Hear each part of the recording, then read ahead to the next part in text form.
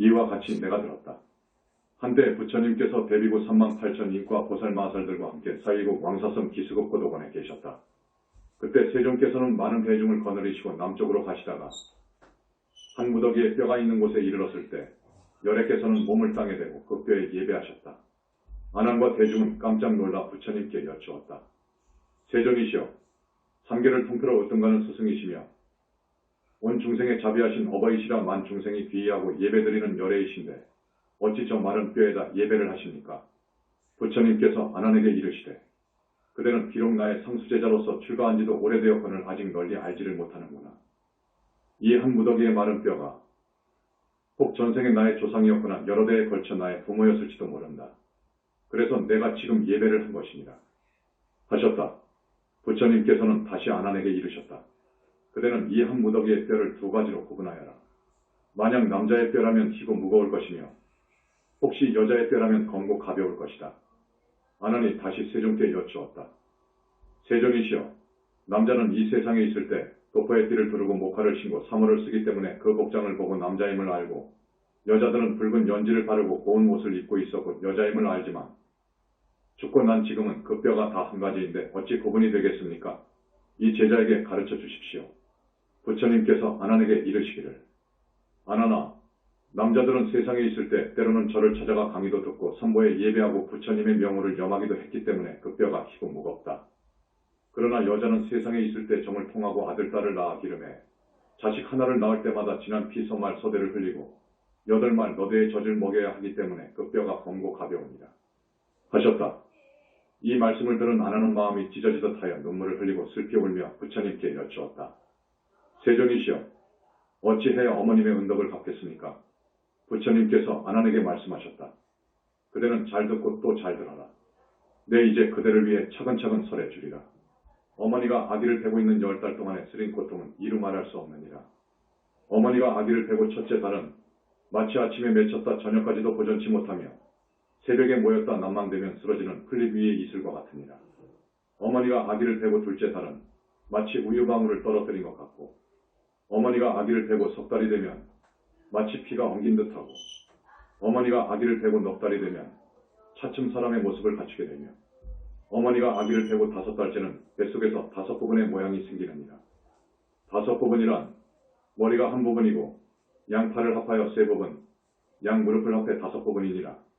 어머니가 아기를 베고 6달째는 어머니 뱃속에서 어린 아기의 6정기가 생기느니라. 6정기란 첫째 눈이고 둘째 귀, 셋째 코, 넷째 입, 5째 혀, 6째 뜻이니라. 어머니가 아기를 베고 7달째는 어머니 뱃속에서 360마디의 뼈와 84,000의 털구멍이 생기고 어머니가 아기를 베고 8달째는 아기의 의지와 지혜가 생기고 9부분의 모습이 뚜렷해지며 어머니가 아기를 베고 9달째는 아기가 어머니 뱃속에서 받아먹게 되느니라. 그러나 복숭아, 배, 마늘은 받지 않으며 오곡만을 받느니라. 어머니의 생장은 밑으로 향하고 숙장은 위를 향하여 한 산이 생기니 이 산에는 3가지 이름이 있느니라. 첫째는 수미산이요, 둘째는 옥산, 셋째는 혈산이니라. 이 산이 한번 무너지면 한 줄기 짙은 피가 되어 어린 아이의 입으로 들어가느니라. 어머니가 아기를 베고 10달째는 마침내 낳게 되느니라. 만약 효성스럽고 착한 아이는 주먹으로 합장하고 나오니 어머니를 상하게 하지 않으나 만약 오역죄를 지을 자식이면 어머니 태를 쳐서 찢고 팔로는 어머니의 심장이며 간장을 치고 엉덩이 뼈를 발로 버티어 마치 1000개의 칼로 배를 휘젓고 10,000개의 칼로 속을 찌르는 듯한 아픔과 고통을 주고 태어나느니라. 이 외에도 또 10가지의 은혜가 있느니라.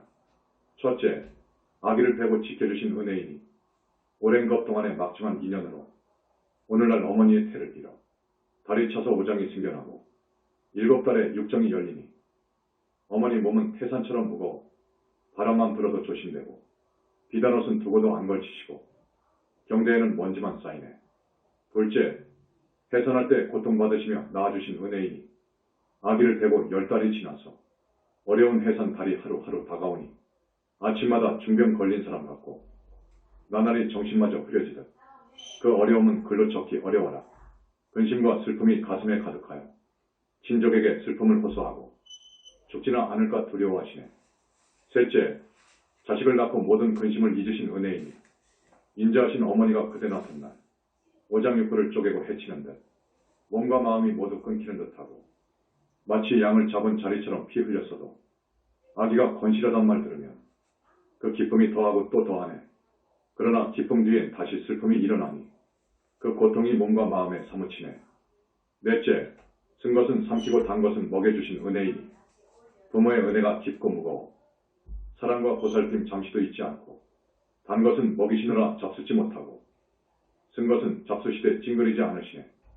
지중하신 애정 누를 길 없어 그 은혜 깊은 만큼 슬픔도 더하시네. 언제나 자식들만 배부르면 인자하신 어머니는 굶주림도 사양하네. 다섯째, 마른 자리 골라 아기 눕히고 젖은 자리에 놓으신 은혜이니 어머니가 온통 몸이 젖어도 아기만은 한사코 마른 자리에 눕히시고 두 젖으로 아기의 줄인 배를 채워주시고 옷 소매로 추위를 막아주시고 아기 걱정에 단점을 설치시고 아기의 재롱으로 기쁨을 삼으시니 오직 아기의 편안만을 생각하시고 인자하신 어머니는 편안함을 바라지 않으시네. 여섯째, 젖을 먹여 길러주신 은혜이니 인자하신 어머니의 은혜가 땅이라면 엄하신 아버지는 하늘이시네. 덮어주고 안아주신 어머니 은혜, 아버지의 은혜도 그와 같아서 눈이 비록 없어도 미워하지 않으시고 수족이 불구라도 싫어하지 않으시네. 내 속으로 친히 낳은 자식이기에 종일토록 아끼시고 가엾이 여기시네. 일곱째, 더러운 것을 깨끗이 빨아주신 은혜이니 예전에 그리도 고우시던 그 얼굴, 풍만하고 아리답던 그 자태, 푸르른 버들잎 같던 두 눈썹, 양보는 붉은 연꽃잎 같으시더니 은혜가 깊을수록 그 모습 쓰러지고 부정한 것 봐시느라 상하시어도 오로지 자식 걱정하시느라 인자하신 어머니의 얼굴이 바뀌셨네. 여덟째, 멀리 떠난 자식을 걱정해 주시 은혜이니 죽어서 헤어짐도 있기 어렵거늘 생이별은 더욱 더 마음 아픈 것. 자식이 집 떠나 타향에 가면 어머니의 마음도 타향에 있네. 낮이나 밤이나 마음은 자식조차 흐르는 눈물 몇 천 줄기인가? 새끼를 사랑하는 원숭이처럼 자식 생각에 애간장이 끊어지시네. 아홉째, 자식을 위해서는 나쁜 일도 하신 은혜이니 강산같이 중하신 부모님 은혜, 그 은혜 깊고 깊어 갚기 어려워 자식의 괴로움을 대신 받기 원하시고 자식이 고생하면 어머니 마음도 편치 않네. 먼 길 떠난다는 말만 들어도 가는 길 잠자리는 춥지 않을까. 아들, 딸의 고생은 잠깐이지만 어머님의 마음은 두고두고 쓰려라. 열째, 끝까지 사랑하고 가엾이 여기시는 은혜이니 부모님 은혜는 깊고도 무거워라. 사랑하는 그 마음 마르지 않아. 언제나 선화 마음엔 자식 생각뿐. 멀리 있거나 가까이 있거나 자식 생각 떠나지 않네. 어머니의 나이 100살이 되어도 여든된 자식을 걱정하시네. 이 같은 어머니의 사랑은 언제 끝나랴? 명이 다하시면 그제서야 그칠까? 부처님께서 아난에게 이르셨다. 내가 보건대 중생들은 비록 인품은 이어받았으나 마음과 행실이 우매하여 부모에게 큰 은덕이 있음을 생각지 않고 공경하는 마음이 없어 불효하며 의리가 없더라. 어머니가 아기를 베고 있는 10달 동안은 안고 서는 것이 불안하고 마치 무거운 짐을 진 것 같고 음식은 내리지 않아 마치 중병을 앓는 사람 같고 다리 쳐서 아기를 낳을 때는 온갖 고통을 받으며 자칫 잘못되면 죽을까 두려우며 마치 양을 잡는 것처럼 바닥에 피가 흐른다. 이처럼 고통을 받으며 이 몸을 낳은 뒤에는 쓴 것은 삼키고 단 것은 뱉어서 먹이고 품에 안아서 기르시며 더러운 것을 빨아주시면서도 싫어하거나 수고를 마다 않고 더위도 참고 추위도 견디며 고생으로 생각지 않으신다.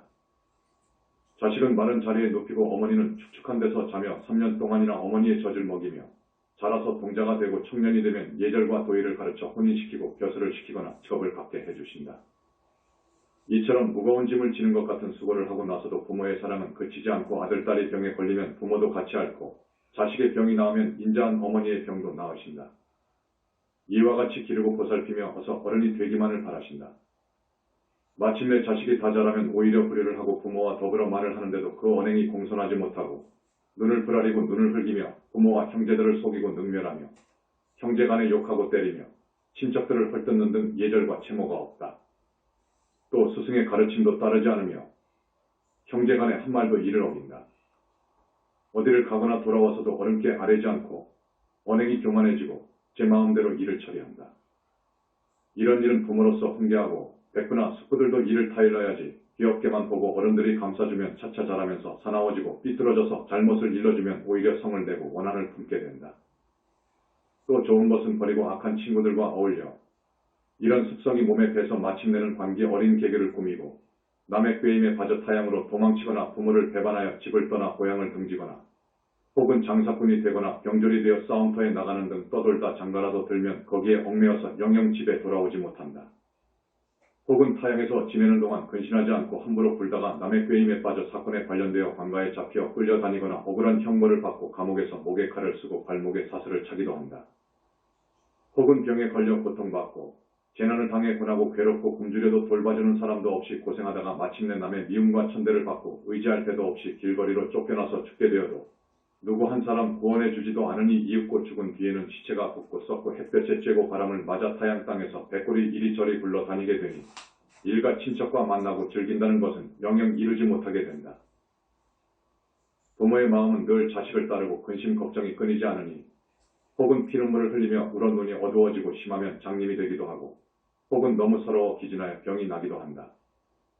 혹은 자식 생각에 몸이 쇠약해져서 죽기도 하며 외로운 혼이 되어서도 끝내 자식 생각을 잊지 못한다. 또 듣자니 자식이 효도와 의리를 숭상하지 않고 나쁜 무리와 어울려 건달패가 되어 해로운 일만 즐겨서 하고 다툼질이나 도둑질로 마을의 풍속을 어지럽히고 술과 노름을 일삼고 많은 잘못을 저질러 형제들에게 누를 끼치고 부모를 괴롭히고 행패를 부리며 새벽에 집을 나가면 밤늦게 돌아와서 부모의 근심을 더해주고 부모가 어찌 지내며 추운지 더운지도 아랑곳하지 않으며 조석 초하루 보름이 되어도 문안드리지 않으며 부모를 편히 모실 생각은 아예 하지도 않으며 부모가 늙고 쇠약해지면 남이 보기 부끄럽다고 또한 부모 중 어느 한쪽이 홀로 되어 쓸쓸히 지내게 되면 마치 잠시 머물고 있는 손님처럼 대하고 기거하는 방에 먼지나 흙이 쌓여도 청소하지 않으며 부모님이 기거하는 곳에 들려 문안하거나 보살피는 일이 없고 춥거나 덥거나 굶주리거나 목이 마르거나 아랑곳하지 않고 일제 단절하고 사니 부모는 낮이고 밤이고 늘 탄식하고 슬퍼하며 지내신다. 혹 맛있는 음식이 있으면 마땅히 부모에게 먼저 드려야 하거늘 그러지는 않고 겉으로는 부끄러운 체하고 남이 흉을 본다면서도 제 아내나 자식에게만 갖다 주는 등 이런 짓은 추하고 힘들고 또 부끄러워도 개의치 않는다. 또 아내나 첩과의 언약은 무슨 짓을 해서라도 다 지키면서 어른의 말과 꾸지람은 전혀 어려워하거나 두려워하지 않는다. 혹 딸자식인 경우 시집 가기 전에는 모름지기 효순하다가도 일단 남의 아내가 되어 출가하면 차츰 불효하게 된다. 부모가 조금만 꾸짖거나 나무라면 곧 노여워하고 원망하면서도 남편이 꾸짖고 심한 말을 하면 참고 달게 받는다. 그뿐 아니라 성이 다른 시집 친족들에게는 정을 베풀고 극진하면서도 친정 혈육들은 오히려 멀리한다. 혹 남편 따라 멀리 타향에 가게 되면 늙은 부모와 이별하고도 그리워하거나 사모하지 않으며 소식마저 끊어져 부모들은 창자가 끊어지고 거꾸로 매달리는 것 같은 고통을 받으면서 늘 보고 싶어 하기를 목마른 사람이 물을 찾듯이 잠시도 잊지 못한다.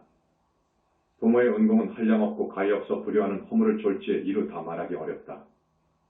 이때 대중들이 부처님께서 설하신 부모의 은덕을 듣고 몸을 일으켜 땅에 엎드려 스스로 부딪히니 몸의 털구멍마다 피가 흐르고 기절하여 땅에 쓰러졌다가 한참 만에야 정신을 차리고 큰 소리로 외쳐댔다. 괴롭고 괴롭습니다. 마음이 아프고 더 아픕니다. 저희들이 큰 죄인임을 이제야 알았습니다. 지금까지는 어두운 밤에 헤매는 것 같더니 이제야 저희 잘못을 알고 마음과 간장이 모두 부서지는 것 같습니다. 세존이시여, 부디 저희를 불쌍히 여기시어 구원해 주십시오. 어찌해야 부모님의 깊고 무거운 은혜에 보답하겠습니까? 이때 열애께서는 8가지 깊고도 무거운 미묘한 목소리로 여러 대중들에게 말씀하셨다. 그대들은 잘 듣거라. 내 이제 그대들을 위해 알아듣기 쉽게 설해주리라. 가령 어떤 사람이 왼쪽 어깨의 아버지를 오른쪽 어깨의 어머니를 태우고 살갗이 닳아서 뼈가 드러나고 뼈가 닳아서 골수가 드러나도록 수미산을 100,000번 돌아도 부모의 깊은 은혜를 다 갚지 못하리라. 가령 어떤 사람이 흉년을 만나 부모를 위해 자신의 몸을 티끌처럼 잘게 다져서 공양하기를 몇천 겁 동안 한다 해도 깊은 부모의 은혜를 다 갚지 못하리라. 가령 어떤 사람이 자신의 눈동자를 예리한 칼로 도려내서 부모님을 위해 부처님께 공양하기를 100,000겁 동안을 한다 해도 깊은 부모의 은혜를 다 갚지 못하리라. 가령 어떤 사람이 부모를 위해 자신의 몸을 100,000자루의 칼로 찔러 좌우로 쑤시기를 100,000겁 동안을 거듭한다 해도 깊은 부모의 은혜는 다 갚지 못하리라. 가령 어떤 사람이 부모를 위해 자기 몸에 불을 붙여 등을 삼아 부처님께 공양하기를 100,000겁을 하더라도 깊은 부모의 은혜를 다 갚지 못하리라. 가령 어떤 사람이 부모를 위해 뼈를 부수고 골수를 빼내고 100,000의 창으로 한꺼번에 몸을 찌르기를 100,000겁을 거듭한다 해도 깊은 부모의 은혜는 다 갚지 못하리라. 가령 어떤 사람이 부모를 위해 뜨거운 무쇠 덩어리를 삼켜 온몸이 타고 찢어지도록 하기를 백천겁 동안을 거듭한다 해도 깊은 부모의 은혜는 다 갚지 못하리라. 부처님의 말씀을 듣고 있던 대중들은 눈물을 흘리고 슬피 울면서 부처님께 여쭈었다. 세존이시여, 이제야 저희들이 참으로 큰 죄인임을 알았습니다. 어찌해야 깊고 깊은 부모님의 은혜에 보답하겠습니까? 부처님께서 제자들에게 이르시기를, 그대들이 부모님의 은혜에 보답하고자 하거든 부모님을 위해 이 경을 쓰고 부모님을 위해 이 경을 독송하고 부모님을 위해 자신의 죄와 잘못을 뉘우치고 부모님을 위해 삼보에 공양하고 부모님을 위해 제계를 지켜받들고 부모님을 위해 보시를 해서 복을 지어라. 이렇게 하면 곧 효도하고 순종하는 자식이라 일컬을 것이며 이런 행을 지키지 못하면 지옥에나 갈 자식이니라. 하셨다. 부처님께서 아난에게 이르셨다. 불효한 자식은 명이 다해 죽게 되면 아비무간 지옥에 떨어지느니라. 이 대지옥은 가로와 세로의 길이가 각각 8만 유순이며 사면에 철로 된 성이 있어 쇠 그물이 쳐져 있고 그 땅엔 붉은 쇠가 깔려 있고 불길이 활활 타올라 마치 용광로와 같고 불길은 우레처럼 번지고 번쩍이느니라. 또 뜨거운 불이 물과 철물을 죄인의 입에 붓고 무쇠로 된 뱀과 구리로 된 개가 연기와 불길을 뿜어 죄인들을 벗고 찢어 몸에 기름이 타고 끓어 그 고통은 참고 견디기가 어려우니라. 또 쇠채찍과 쇠꼬챙이와 쇠망치, 쇠창살, 칼 등이 바람개비처럼 돌고 마치 구름과 비처럼 하늘에서 쏟아져 찌르고 배고하느니라. 죄인들이 이처럼 벌받기를 몇 겁을 해도 쉬지 않고 끊이지 않으며 또 다른 지옥에 들어가서 머리에 불화로를 이고 다니기도 하고 몸이 무쇠수레에 찢기기도 하고 또 창자며 뼈와 살이 이리저리 불에 타기를 하루에도 1000번 만번 거듭하느니라. 이런 고통을 받는 것은 바로 전생의 오역죄와 불효를 저지른 죄 때문입니다. 대중들은 부모의 은덕에 대한 부처님의 설법을 듣고 눈물을 흘리고 슬피 울면서 부처님께 여쭈었다. 저희가 어찌해야 깊고 깊은 부모의 은덕을 갚을 수 있겠습니까? 부처님께서 대중들에게 이르셨다. 그대들이 부모의 은덕에 보답하고자 하거든 부모를 위해 경전을 거듭 펴내라. 이것이 진정으로 부모의 은혜를 갚는 길이니라. 한 권의 경전을 펴면 한 부처님을 뵙고 100권의 경전을 펴내면 100분의 부처님을 뵙고 1000권의 경전을 펴면 1000분의 부처님을 뵙고 1만 권의 경전을 펴면 1만 분의 부처님을 만나 뵙게 되리라. 이 사람은 경을 펴낸 공덕으로 여러 부처님께서 오시어 늘 옹호해 주실 뿐 아니라 그의 부모는 천상에 태어나 온갖 즐거움을 누리며 영원히 지옥의 고통을 여의게 되리라. 이때 대중과 아수라, 가루라, 김나라, 마후라가 사람과 사람 아닌 것과 그리고 천, 용, 야차, 건달바, 여러 나라의 왕 및 전륜성왕 등 모두가 부처님의 말씀을 듣고 나서 각기 원을 세우고 아뢰었다. 저희는 이 세상이 다하도록 이 몸을 티끌처럼 잘게 부수어 가루로 내는 일을 백천겁 동안 거듭할지언정 맹세코 열애의 거룩하신 가르치심을 어기지 않겠습니다. 또 백천겁 동안 혀를 끊어내어 그 길이가 100유순이 되도록 늘리고 새로 만든 쟁기로 이 혀를 갈아 피가 강처럼 흐르더라도 맹세코 열애의 거룩하신 가르치심을 어기지 않겠습니다. 또 100천의 칼날이 이 몸을 좌우로 찌르고 관통하더라도 맹세코 열애의 거룩하신 가르치심은 어기지 않겠습니다. 이 몸을 100천겁 동안 철망에 가두고 묶어두더라도 맹세코 열애의 거룩하신 가르치심을 어기지는 않겠습니다. 또 100천겁 동안 이 몸을 작두와 방아로 자르고 부수어 100천만 조각을 내서 살갗과 살덩이와 힘줄뼈가 모두 흩어지더라도 맹세코 열애의 거룩하신 가르치심을 어기지는 않겠습니다. 이때 아나니, 세존이시여, 이 경의 이름을 무엇이라 하오며 또 저희가 어찌 받들고 받아 지녀야 하겠습니까? 하고 부처님께 여쭙자 부처님께서 아난에게 이르셨다. 이 경은 이름하여 대법음원 중경이라 하니 그대들은 마땅히 이 이름으로 받들고 받아 지녀라.